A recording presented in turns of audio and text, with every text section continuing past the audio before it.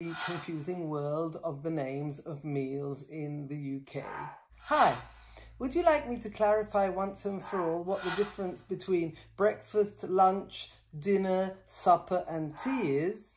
This is Susan Broder from Speak Languages and Travel the World, here to help you improve your English with minimum effort and maximum benefit. Well, yes, we British use these words in so many different ways. I thought it's time for me to try and clarify this very confusing world. So I've made a document which is the easiest way for you to listen and read about it at the same time. Do watch until the end, because at the end I have a very funny anecdote to tell you regarding the confusion that can arise between dinner and supper. So make sure you watch to the end. Have a look here. What's the difference between lunch, tea, dinner and supper? This is much more complicated to explain than you can imagine. Do you know that we in the UK can have chips for tea? Yes, chips for tea. How weird we English are.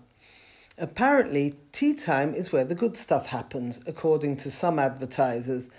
But why is dinner also called tea in the UK?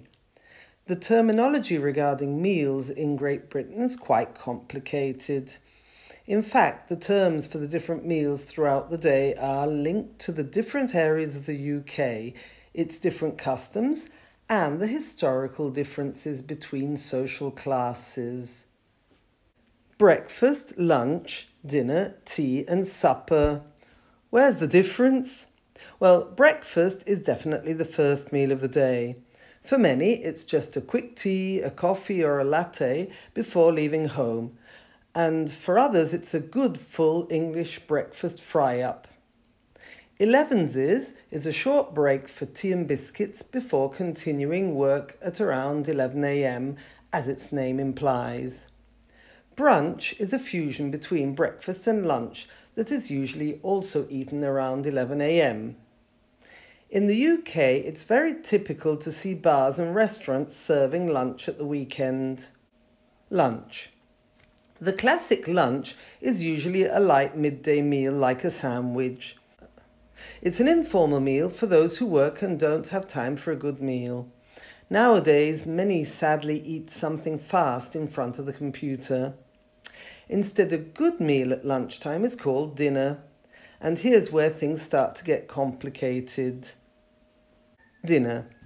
Dinner is the meal eaten in the evening between 6:30 and 8 p.m. And for those who've had a lunch, a light meal at midday, it's usually the most important meal of the day, with several courses and a dessert. Dinner can also be a celebration dinner or a dinner party. That's more formal and usually takes place after 8 p.m. However, dinner is used not only for dinners or parties, but also for midday meals when this is the main meal of the day. For example, Christmas dinner in the UK on a Christmas day is not in the evening. Supper. If dinner has been an abundant midday meal, supper is a light dinner eaten between 6:30 and 8 p.m. However, in the UK, supper is also known as the snack eaten shortly before going to sleep. If you've eaten your evening meal around 7 p.m, you might get peckish, which means a little hungry, around 10 p.m. So many people have a snack, tea and biscuits or a small sandwich, which is also known as a supper. Tea or tea time. Tea is not only the popular drink that the British drink non-stop all day, but also another name for a light meal that's made in the evening between 5 and 6:30 p.m, particularly in British families with children and in the north of the UK. Therefore, families who refer to their evening meal as tea or tea time, a fairly light dinner eaten quite early, then have supper, which is a small snack, before going to sleep. The origin of tea or tea time is strongly linked to the differences between social classes in the United Kingdom. The upper classes of the 19th century used to have their famous afternoon tea, consisting of tea, sandwiches, scones and cake, around 4 p.m. to fill in the long gap between lunch and dinner, which used to start at 8 p.m. The tradition was started by Anna, the Duchess of Bedford. However, the working class came home exhausted after a long day of hard work, and having a cup of tea with some scones or cakes was not enough, so they needed to have a more complete meal, making this tea time their dinner, abbreviated to tea. Today, the evening meal in working class homes is still often called tea, but now many families call the evening meal supper. So, what is a high tea? The origin of the phrase high tea is to differentiate between afternoon tea, that's traditionally served on low, comfortable parlour chairs or relaxing in the garden, and the workers' after-work high tea that's served at the table and seated on high-backed dining chairs. High tea in Scotland. In Scotland, high tea is further differentiated. A Scottish high tea is similar to afternoon tea but includes some hot foods such as cheese on toast or other savoury goodies.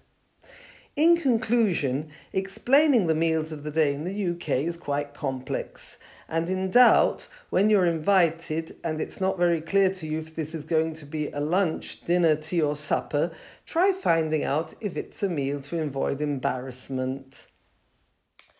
So, as you can see, it's really very confusing, and I'd like to give you an anecdote of how this confusion can sometimes lead to embarrassment. Many years ago, I went to the Shetland Islands, which is really in the north of Scotland, so an island above Scotland, and it's very traditional. People there are working class people who live in a very traditional way. And I hadn't remembered that when we rented a caravan staying on a farm. We spent a lovely few days there and we brought a lot of our food with us so that we could do our own cooking. But one evening, the very kind owner of the farm came and invited us to supper. Now, every day we'd have a kind of brunch around 9:30 so that we could leave on a full stomach for our sightseeing of the day. And we'd leave around 10 o'clock, just taking a small snack with us, so that by the time we got home around 7 p.m, we were starving hungry. And so we would usually prepare quite a hearty meal that we could eat around 7:30 to compensate for having missed out on a big meal during the day. So on the day that we had been invited to supper, when we got home around 7 p.m, my husband said, "Oh, I'm so hungry, I need to eat something." And I said, "No, you can't eat because we're going to have supper at the neighbours." And so we just had a piece of fruit, and at 8 we knocked on the door and went into the neighbours. We sat down in their living room, started chatting. Well, time started passing. It was 8:15, 8:30, and my husband started nudging me and saying, "Are you sure you understood correctly that we're eating?" I said, "Yes, he invited us to supper." And so we carried on chatting, and it was 20 to 9 and 10 to 9. At 9 o'clock, I politely said, "Yes, well, it's getting late. I think we should be going." And they said, No, you must stay. We're having supper now." So I smiled at my husband and said, "You see, I did understand right." In any case, they, after a couple of minutes, arrived with a trolley covered in cakes and little sandwiches and tea, but it was something very light, and of course, starving hungry as we were, we couldn't throw ourselves on the sandwiches. We had to politely take just one or two and our cup of tea. So by about 9:45, we headed off back to our caravan on the same farm, and my husband said, "Oh, we definitely misunderstood. We should have eaten before going." And that's where I made the mistake, because I hadn't considered that supper in the north, especially in the very north, is considered a snack before bedtime, whilst I had interpreted it, as I was used to, as a synonym of dinner, a big meal in the evening. So this is why it can be very confusing, and if you are invited to a meal, you had better clarify what kind of meal you're going to have, because you may be embarrassed and end up in the same situation as we did.